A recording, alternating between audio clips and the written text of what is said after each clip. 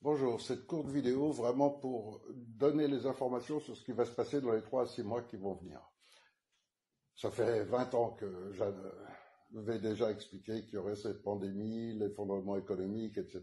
Il y a 10-15 ans, quelques-uns ont commencé à me croire. Il y a 3-4 ans que vous pouvez voir toutes les vidéos que j'ai faites, je l'ai déjà dit je ne sais combien de fois. Donc maintenant, on est en plein dedans. Et il reste peu de chance, mais on peut encore essayer au moins de réagir. Alors, il n'avait certainement pas prévu de déclencher la pandémie, l'effondrement économique et tout le programme dès maintenant. Donc ils ne sont pas complètement prêts et c'est pas parfaitement au point. Et ce qui a provoqué ça, c'est ce qu'on appelle le point de bascule. C'est-à-dire qu'on sait qu'à partir du moment où il y aura un certain pourcentage de la population qui sera éveillée aux réalités, qui prendra conscience de cette dictature mondiale qui essaye de s'imposer et le génocide qui va avec, eh bien, dès cet instant, ils savent que leur plan ne pourrait plus fonctionner. Donc il y a ce point de bascule et avec les révolutions, les révoltes en particulier des Chinois, puis ensuite de l'Amérique du Sud, et puis l'année dernière avec les mouvements des Gilets jaunes, et la France a une place particulière parce que c'est le premier pays du monde en matière de réseaux pédocriminels, de protection des réseaux criminels, des rites sataniques, et donc la France est importante pour eux, et les Gilets jaunes ont fait bouger énormément de choses. De ce fait, les gens s'éveillent en quantité, commencent à se rendre compte, et on est tout près du point de bascule où leur plan ne fonctionnerait plus parce que les gens se révolteraient avant.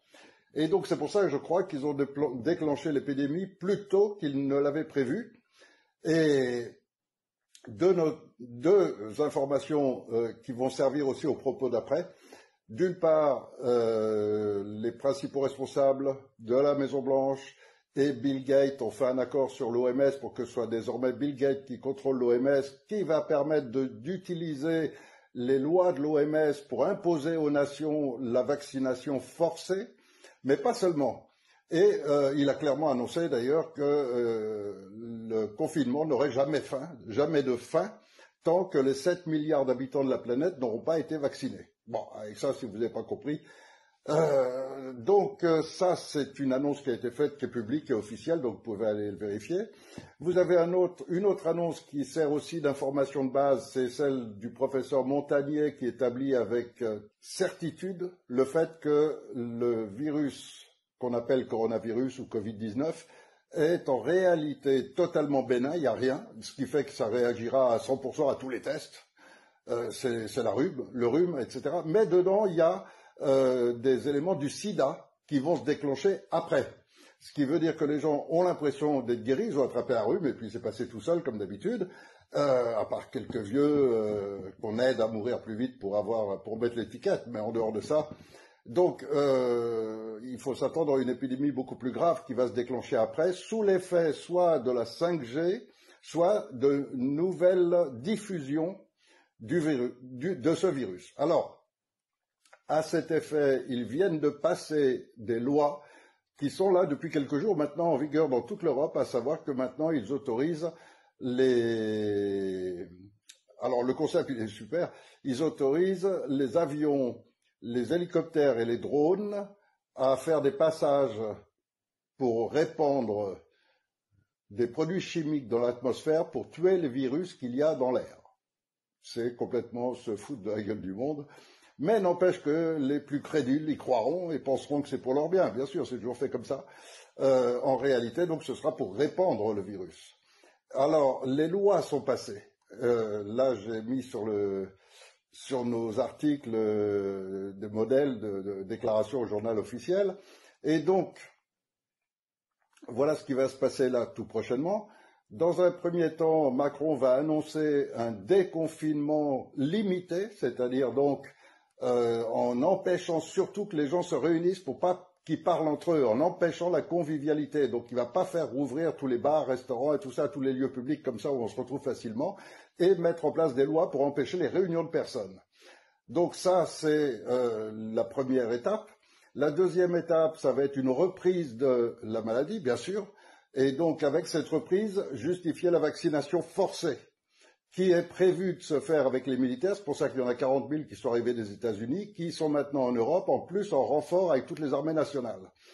Et avec cela, donc, forcés à la vaccination. Et entre-temps, bien sûr, il y aura les équipes spéciales, style l'escadron de la mort, qui viendront chercher les dissidents, les alerteurs, les scientifiques qui essayent de dénoncer tout cela et qui parlent trop.